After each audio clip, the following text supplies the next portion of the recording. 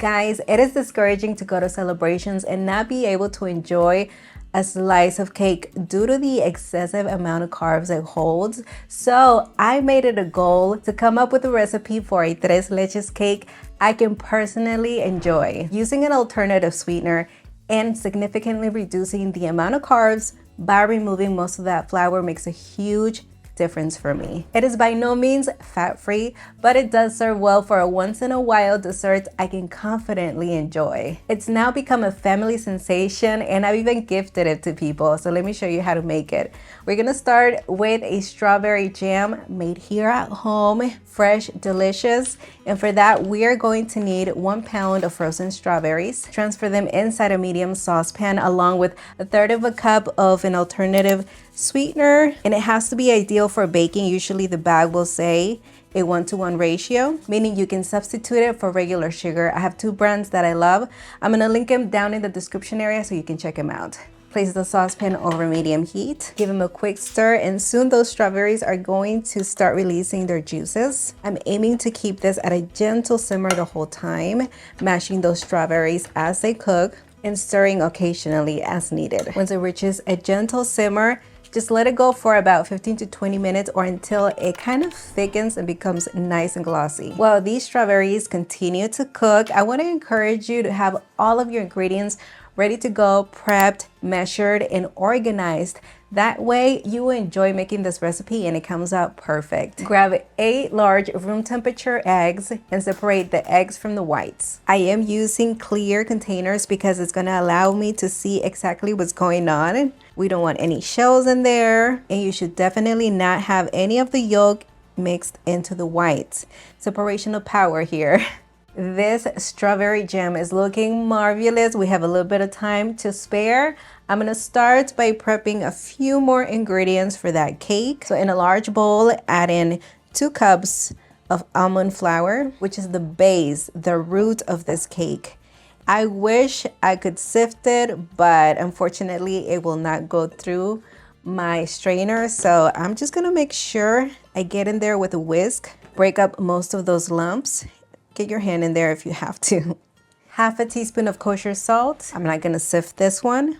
Sift 1/2 cup of all-purpose flour. And to help our body process this flour more easily, I'm gonna add 1/2 cup of unsweetened protein powder. This is a great tip from my dietitian. I ask so many questions. She's great, so thank you so much for that. And 2 teaspoons of baking powder.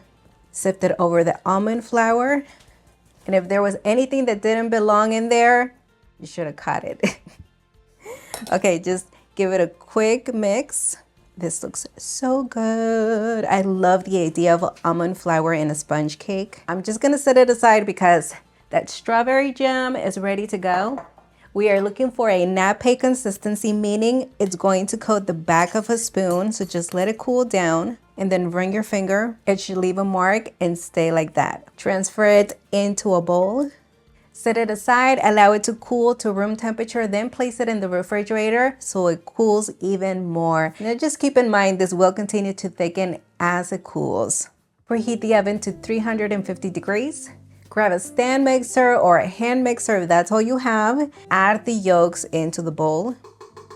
2 teaspoons of vanilla extract. By the way, this is my favorite vanilla extract. I stopped using it for a while because they didn't have any without added sugar, but now they have one. So I'm gonna link it down in the description area. It's a really good quality. Do 1/2 cup of the sweetener.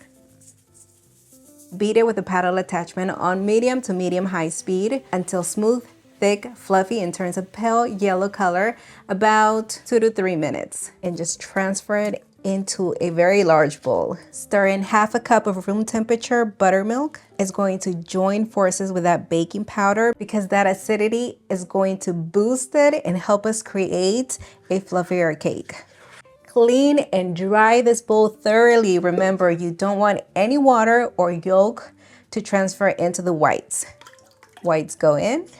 Using a whisk attachment, whip the egg whites until they form a soft peak. Then gradually add in 1/2 cup of the sweetener and beat it until it forms a stiff peak. Should be pointing straight up. I just gave those yolks a quick mix. add in half of the flour. Basically, we're gonna add it in 2 additions. And at this point, you wanna use folding motion. You don't wanna beat it too harsh. It's gonna yield a fluffy, airy sponge cake result. Flour is in. Fold in the egg whites in 3 additions. Fold until just combined. You don't wanna overmix it.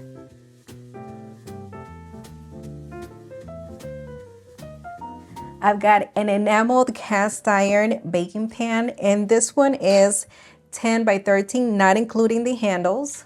Give it a quick nonstick spray. Target those sides as well. Now pour in the batter.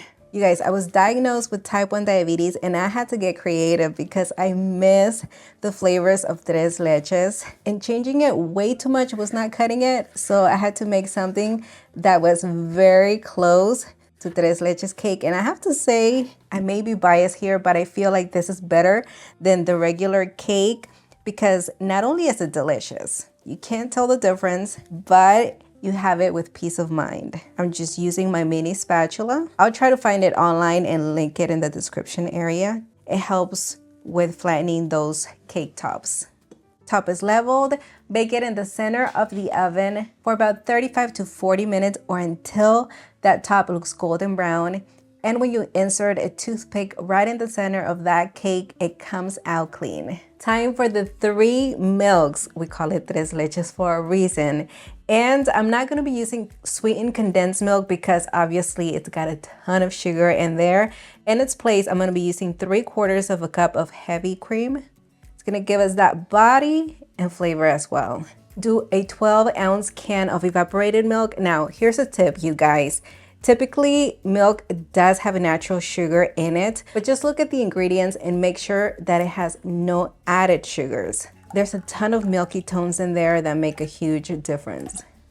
And 1/2 cup of whole milk, 5 tablespoons of the sweetener. You can do this to taste, and 1 teaspoon of vanilla extract.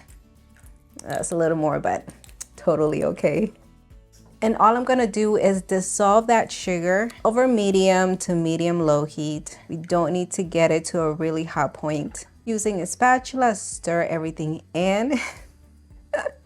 Somebody in the comment section said using a spatula was not authentic. Oh my goodness, you guys. I'm not laughing at you, okay? I'm laughing with you. Sorry about that. And just like that, you guys, this took about 1 minute.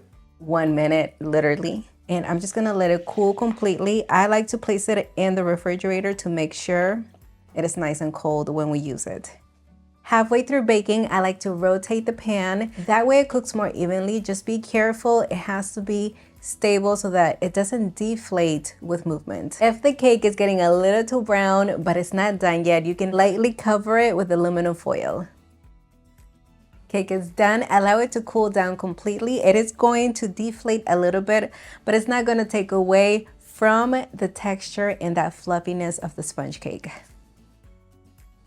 Back to the cake, I'm just going to detach those edges with my handy spatula so that whenever we want to take out a piece, it easily slides right out.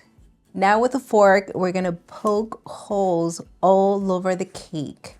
I've got the cold milk, and I like to make sure I target those edges because they can easily be forgotten. Just drizzle it all over the cake. Sponge cake is just perfect for this because it literally soaks it up. This is gonna go into the refrigerator for about 2 hours, or you could even leave it all night long so that those milks distribute beautifully, get it moist and delicious. That's what I like to do, just leave it overnight. But for video purposes, we're doing 2 hours, up to you. I'm getting ready to make the whipped cream. Now this has to be added right before serving, or at most 2 hours before serving, because if it's left any longer, it's gonna lose that structure. Add 3 cups of heavy whipping cream or heavy cream into your mixing bowl, and this has to be cold. Add the sweetener to taste. I'm gonna do 4 tablespoons. Whip with a whisk attachment to a medium peak on medium to medium high speed. All right, I'm just gonna transfer it into the piping bag with a 1M star tip, which is my favorite. I just feel like it yields the most beautiful rosettes. Cake is completely cold. Strawberry jam is completely cold as well. Spread the jam evenly across that cake. You can do whipped cream all over this cake, but I personally like to do strips so that you can see that jam coming through. It's just gonna be so appealing. Decorate with fresh fruit. You can do some quartered strawberries, halved raspberries, blueberries, even whole, it's up to you. Get creative.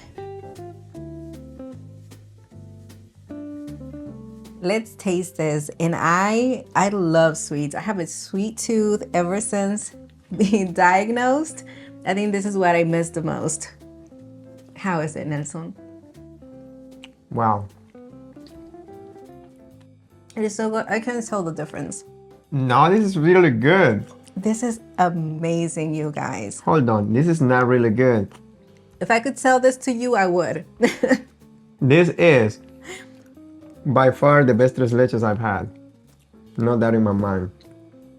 This is so good. I wish I could have this every day. The only reason I don't is because I do believe in balance. And even though this doesn't affect my glucose that much, it does have a lot of milk. Belly incoming.